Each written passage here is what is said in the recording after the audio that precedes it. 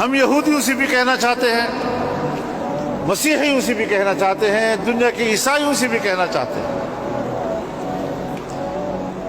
کہ یہودیوں کا ایمان اگر تورات پر ہے،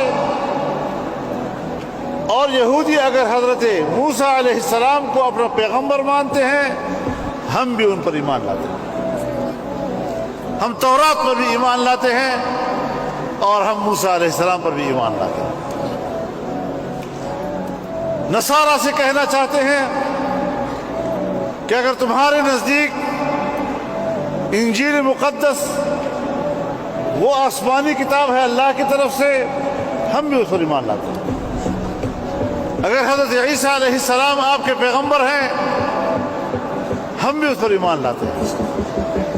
لیکن انبیاء کا سلسلہ جب جناب رسول اللہ حضرت محمد صلی اللہ علیہ وسلم پر مکمل ہوتا ہے، اور کتابوں کا سلسلہ جب قرآن کریم پر مکمل ہوتا ہے، تو آپ ہمارا انکار کرتے ہیں، ہم آپ کا انکار نہیں کرتے۔ سو ہم اقرار کرنے والے ہیں، اقرار کرنے والا وسیع النظر ہوتا ہے، تم انکار کرنے والے ہو، انکار کرنے والا تنگ نظر ہوا کرتا ہے۔ مغرب اتنا تنگ نظر، یہ جو قرآن کو جلاتے ہیں،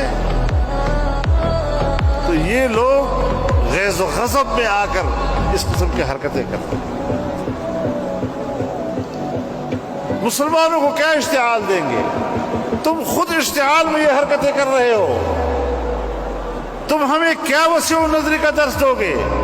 تم اپنی تنگ نظری کا مظاہرہ کر رہے ہو، تم ہمیں کیا شائستگی بتاؤ گے؟ تم اپنی غلاظت اور خباثت کا مظاہرہ کر رہے ہو۔ کوئی ایسی بات نہیں ہے، ہم مقابلہ کریں گے، اور اسلام قائم ہونے کے لیے ہے۔